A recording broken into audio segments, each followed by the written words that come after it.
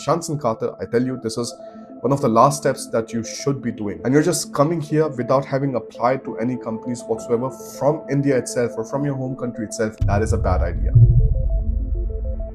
I've seen people land in Germany on the CHANCENKARTE, full of hopes, dreams, and sometimes they end up leaving even sooner than they arrived. This is something which leaves them completely depressed, frustrated, just because the decision that they made was not really thought after properly. In this video, I want to share a story with you guys, which is essentially not so nice, but this is going to be a learning lesson for many people who are thinking about coming to Germany on visas or with fields which are probably not completely relevant, and that is something which you need to get checked when you're making the plans for it, because there are different ways of still arriving in Germany, having your visa, and then afterwards applying for the blue card, getting it done in like 27 months or 21 months, whatever the time is, and getting the citizenship still in five years. Like, this is some of the easiest passport programs that you can find in Europe.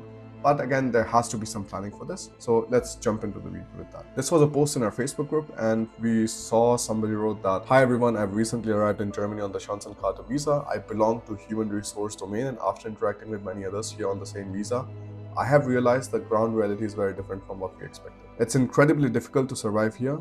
Jobs are hard to come by, expenses are high, people are returning home after investing a significant amount of money. I'm also now seriously considering going back to India, as it seems to be the more sensible decision at this point. I haven't done my Anmeldung yet, and my blocked account is still untouched, not yet activated. What's the procedure to transfer this money back to my Indian account? Are there any deductions, risks, or things I should be aware of?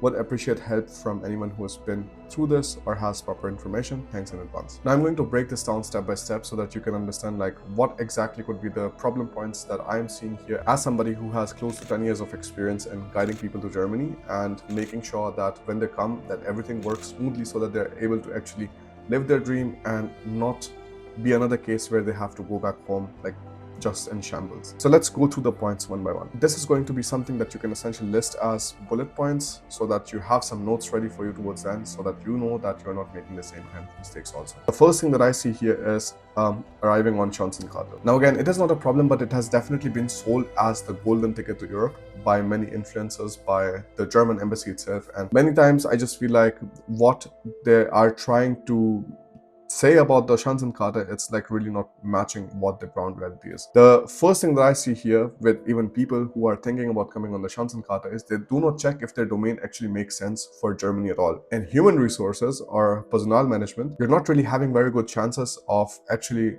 getting a job if you're not fluent in German, because most of the hirings are still done in Germany by the small and medium enterprises. This is 55% of the total employees who are working in Germany are in small and medium enterprises, and only 45% are in the larger companies. With human resources, you also need to have a very good idea of the culture. You need to have a very good idea of the people. You have to have very good understanding of how do you interview them. Even here, you can think about finding a job if you have at least B2C1 level of proficiency. And with this, things become much easier. For this, we also have German courses on our website with the Faster German series, which goes from level A1 to B2, and all of these you can do from the comfort of your home. So that's the next thing, which is take a look at the domain. This could be something even related to people who studied Sanskrit. Like, sometimes I get calls from people who are like, "Yeah, I studied Sanskrit and I want to move to Germany, I want to find a job." I'm like, what am I supposed to say in this call? I cannot say anything. Even journalism. So journalism, it is fine. Like, you still need to have German proficiency to enter this.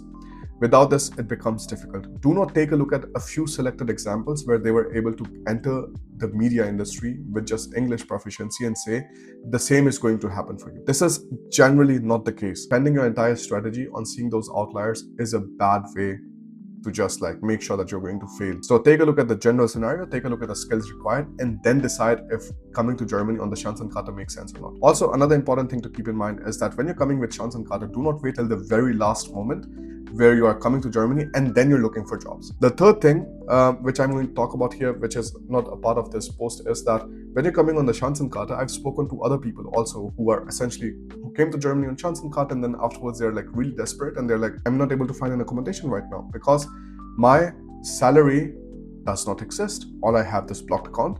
And many landlords are simply reluctant to give the apartment to somebody who does not have a salary. There could be scenarios where they essentially ask for a bigger deposit, so a deposit of 3 months or something for shorter durations. So finding even a place to live is much more difficult when you're coming on CHANCENKARTE than when you're coming on the normal employment visa. And this is also why my recommendation always is that if you're living in India and if you're in the STEM fields, if you're in science, technology, engineering, and mathematics, it makes sense for you to try to apply for jobs directly from India itself. And I've helped many people do that with our job placement program. And this is something which is like very custom. We work one-on-one with clients on this. The most important thing here is that if you're really committed, if you know that you want to make the move, we can help you do the move, given that you have B1 level of proficiency and you're happy to work with us for 6 months and do everything that we do. And then afterwards, if you don't get the job in that time, we give you 50% of the money back. That is how confident we are, because if you know exactly how to apply for jobs, how to approach the right people, how to get the right email titles inside, how to write the email body, how to get the right documents attached, finding this becomes easier. The another thing I see is that this person said that he came here, and after interacting with many others here on the same visa, I realized the ground reality is very different from what we expected. That is a bad stage to have a discussion. When you're already in Germany and you've already spent a lot of money, you've already put your blocked account and everything, and now you're speaking with others and you're saying, hey, like things are actually pretty shit in my field here. That is not something I would recommend. So always make sure that when you're applying for the CHANCENKARTE, if you don't have any response from any companies and you're just coming here without having applied to any companies whatsoever from India itself or from your home country itself, that is a bad idea. People who are already applying for jobs from India, from other countries, you're having 3 to 6 months of time period already where you're applying for jobs. Now you're starting to receive some kind of like decent responses. That is the time when you start applying when you apply for the CHANCENKARTE, and then you can like reapproach the interviews or reapproach the companies who essentially rejected you because you were not on the visa in Germany, or you were not already in Germany and they wanted somebody who's already in Germany and so on. So like get back to them. The problem I see here is most probably this person only started looking for jobs after they arrived. It's incredibly difficult to survive here. Jobs are hard to come by, expenses are high, and many people are returning home after investing a significant amount of money. So jobs are hard to come by. First thing, in the field you are, like in human resources, without German proficiency, nothing works. In human resources, you're supposed to be essentially like extremely fluent. So like even though B2 C1 saying, I was saying in a polite way, like this is going to be probably a scenario of C2, because you need to be able to speak to people very fluently and you need to be able to express yourself at the native German level. The field I see as a problem. If you would be coming from engineering fields, things are going to be much easier and they're going to look much better. Easiest it becomes for computer science people, for mechanical engineering. Civil engineering is also like pretty easy, given that you learn the Eurocodes and things like that. Electrical engineering, electronics, biomedical, biotechnology, like any of the fields, if you're taking a look at that, you have opportunities here. But you need to just make sure that you're coming with the right skills. So jobs are hard to come by for specific fields. This is not going to be the same if you're applying for roles in economics, in commerce, in banking, in corporate finance, in management. Like things are going to be different. Again, the requirement for learning German is still going to be very high then. Let's take a look further. I'm also seriously considering going back to India. To be honest, like I don't think that's a bad decision at all at this point. I think many times if you take a step and you realize that is not the right step for you, I think it is very important to rather make the change earlier than later. Because the more you wait, the more you have the sunk cost fallacy that is like, I've already spent so much money inside, I've already spent so much time here in Germany, I think it's better that I stay longer and like try to find a job for sure in the end. That is something which needs to be judged on a case-to-case basis, because you could be probably completely set up for finding a job nicely in Germany, but you're just doing a few things wrong, or you could be just like not a good match for your field at all, and then you're still trying constantly. Final question was, I haven't done my Anmeldung. No? So you're not registered yet. Important thing to remember in Germany, you have to register yourself within the first 14 days. If you don't do that, like you can have fines, penalties, things like that. So very important.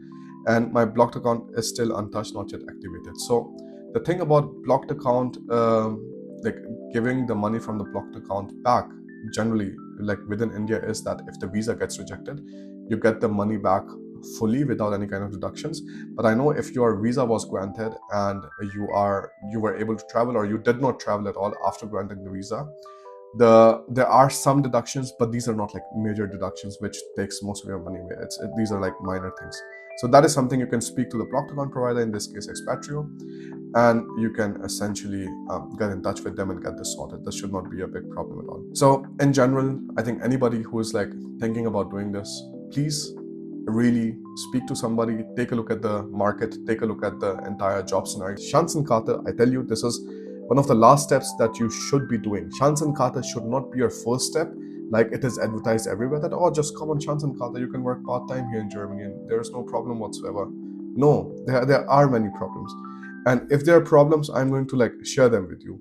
And if there is a good way of doing something, I will also share that with you. Most important thing is like in these kind of scenarios, just like really think twice, 5 times, and then afterwards make the decision. And if you want my help in that, I offer one-to-one consultations. You can take a look at that with the link given below. I'll see you in the next video. Bye. Also, don't forget, if you want to start learning German from the comfort of your home, you can take a look at our completely self-paced faster German programs, which is built together with a native German speaker. And this covers from the level A1 to B2 and includes Goethe exam preparations also with every single level. I'll see you in the next video.